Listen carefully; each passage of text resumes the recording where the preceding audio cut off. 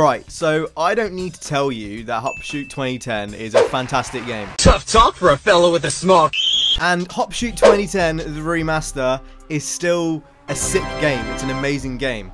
But I don't know if I'd necessarily call it an amazing remaster. Before we go any further, I want to quickly say thank you to EA for giving me the opportunity to play with this game early. Your boy officially sold his soul like 4 years ago when I joined the Game Changers program, so you already know what it is. I'm out here fucking chilling. So when I think of amazing remasters, I think of Master Chiefs, the Halo Master Chief Collection in 2020, not in like 2014 or whatever. It was a fucking mess then.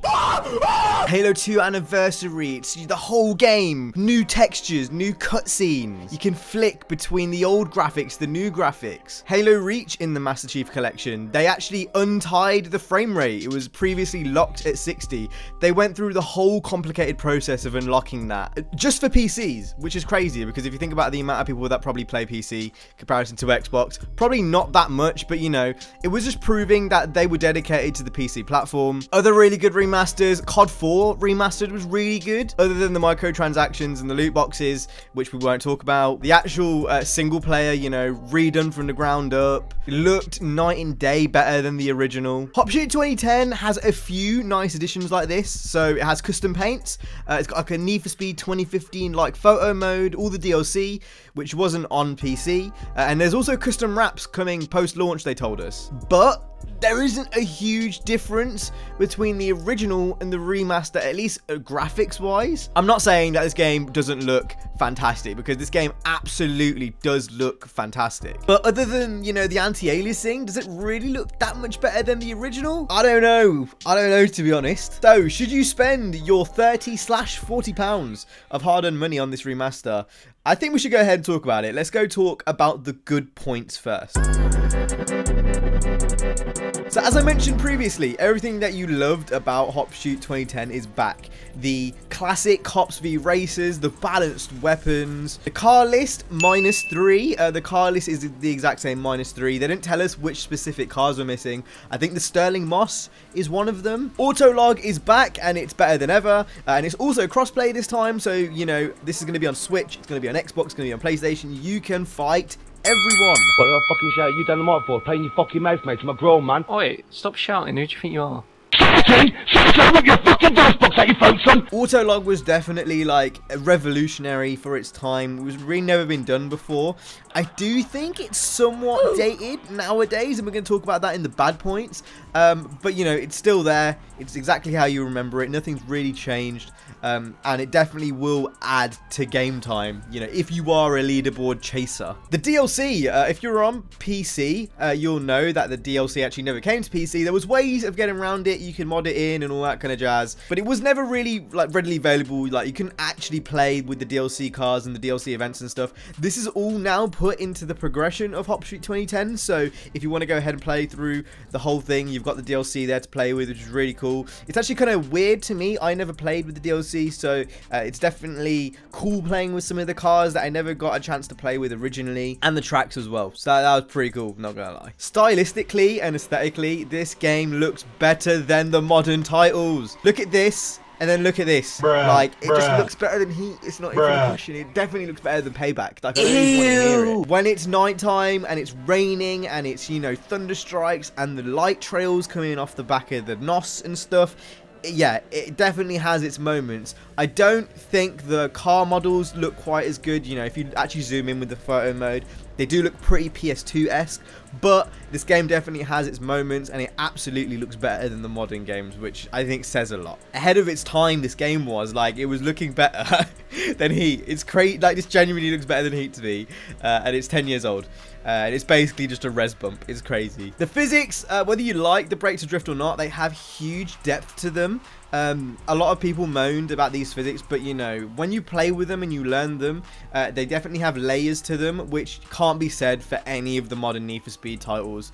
And yeah, they're just as good as you remember them. Definitely have a learning curve to them, but when you learn how to, you know, clutch kick and double pump the throttle, and you know how to use the handbrake, and then how to pull these big U-turns and huge drifts, it's something which is incredibly rewarding. I honestly really like these physics, and it does give me hope playing this game for what criteria you can do with future titles, you know, given that some of the team that worked on this game are actually working on the next game. But yeah, the physics, to me anyway, fucking love them. Huge amount of depth, and I can see them really gelling with the community quite well, to be honest. And the multiplayer. So for those people that didn't know, Hopshoot 2010's multiplayer is one of the best in the franchise. I'd say it's up there for me with The Run and Most Wanted 2012. I think The Run's probably my favorite out of all of them, but there's no denying that this multiplayer is really well balanced. Doesn't matter if you're racing, if you're, you know, cops versus racers, it's incredibly balanced, it's incredibly fair, and it's one of those things that if you are really good with this game, you are going to shit on people. But as far as my good points go, I think that's kind of where it ends, and we're going to go ahead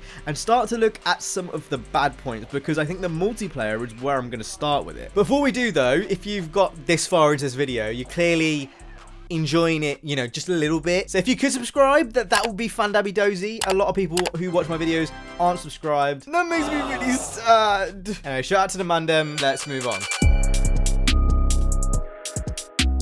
Yes, the original multiplayer is as good as you remember it, but this is a remaster, and I feel like the multiplayer is not brought into 2020. There is no leveling, no progression, no unlocks, no kickbacks. Like, it's just the most, like, pointless thing to play multiplayer. Like, this, it doesn't give you any rewards. I feel like this is a huge missed opportunity. You know, why could they just not added, like, calling cards, you know, something as simple as that, or challenges, you know, just something to work towards.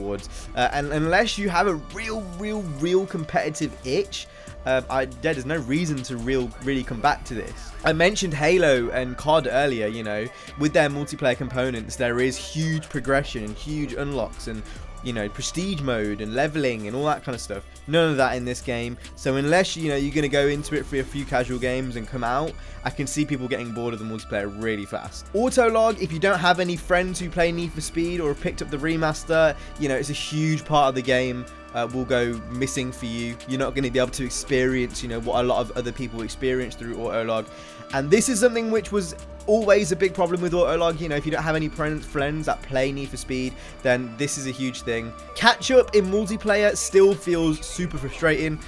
They haven't changed this since the original game. Like, you will be 4 miles ahead of your opponent, then Vin Diesel will fall from the sky and will say something across the lines of and overtakes you at the last corner. It's really not fun. I do wish it was a little bit more toned down and there was a little bit more of a skill gap there.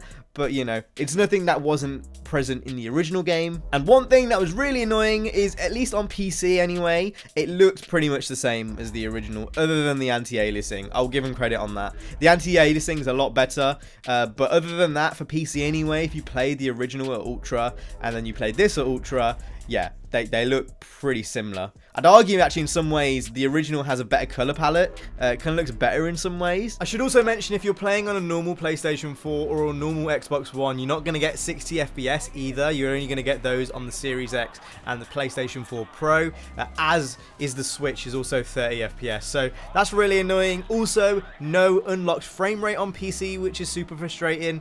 So yeah, technically it's not leaps and bounds better than what we already had 10 years ago. But that begs the question, who is this game like actually for?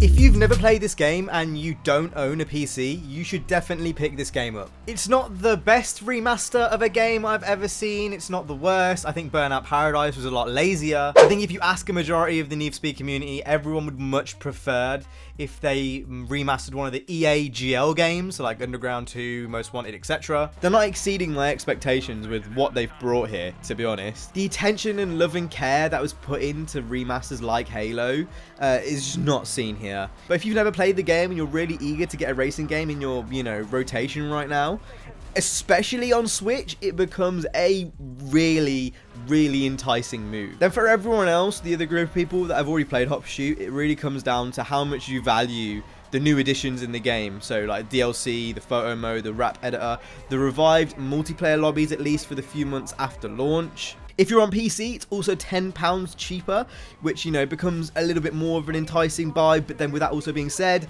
you can get the original, which is the third of the price and does the exact same thing. So it's kind of up to you on that one. If you're on the fence, I'd probably wait for a sale. But one thing that hasn't changed is Hop Shoot 2010 is a fantastic game. If you pick up this game, you've never played it before, you will really enjoy it.